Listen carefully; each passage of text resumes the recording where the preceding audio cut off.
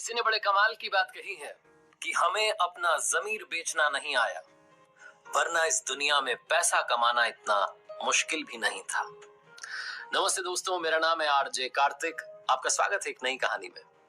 ये कहानी एक संपन्न राज्य के राजा की, जिसके पास में तमाम सुख सुविधाएं थी, कोई चिंता नहीं, लेकिन फिर भी उसका मन अशांत रहता था। वो खुश नहीं था।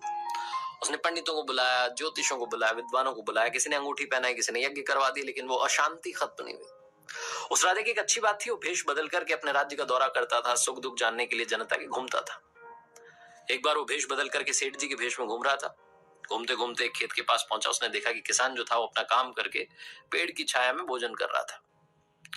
राजा को लगा कि ये फटे पुराने कपड़े पहन रखे हैं, परेशानी में होगा, इसकी मदद करनी चाहिए, तो उसके पास गया। राजा सेठ जी के भेष में था।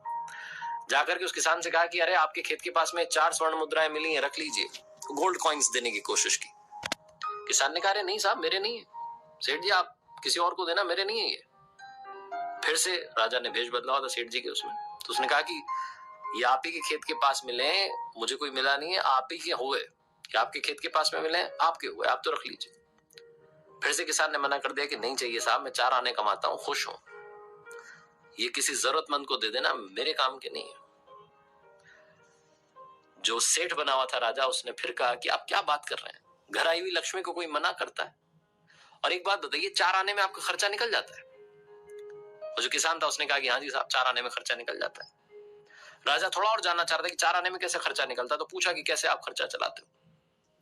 तो उस किसान ने कहा कि सेठ जी, 4 आने में खर्चा चल जाता है, बहुत आसान है, मैं आपको बताता हूँ। जो पहला आना है उसे मैं कुएं में फेंक देता हूँ, जो दूसरा आना है उससे मैं उधार चुका देता हूँ, तीसरा वाला जो है उसे उधार दे देता हूँ, जो चौथा वाला है उसे मिट्टी में गाड़ देता हूँ। किसान का भोजन पूरा हो गया था। उसने कहा, अब मैं माफी चाहूंगा, मुझे अपना काम करना है, आप जाओ, परेशान मत करो। राजा और जानना चाह रहा था कि ये पहेली क्या है। एक आना कुएं में फेंक देता हूँ, एक आना जो उससे उधार चुका देता हूँ, तीसरा उधार दे देता हूँ, चौथा मिट्टी में गाड़ देता हूँ। लेकिन किसान चला गया। राजा वापस पहुंचा दरबार में। अगली सुबह उसने मंत्रियों से पूछा कि क्या लगता है इस पहेली का मतलब क्या है। लोग बता नहीं पाए। फाइनली उस किसान को ढूंढा गया, उसको बुलाया गया कि भैया यही बताएगा क्या है इसका मतलब। राजा ने कहा कि माफी चाहता हूं, उस दिन भेष बदल करके सेठ के भेष में आया था और आपने मुझे बताया था। आज आप बताइए दरबार को कि इसका मतलब क्या, आप कैसे खर्चा चला रहे हैं 4 पैसे में।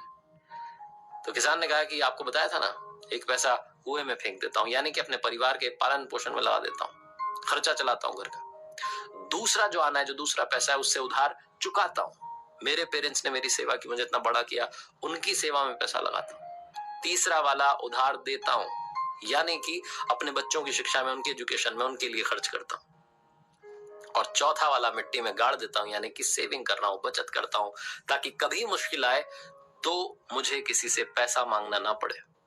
इस तरीके से अपने 4 आने में जिंदगी चला लेता हूं, रोज 4 आने कमाता हूं, खुश रहता हूं।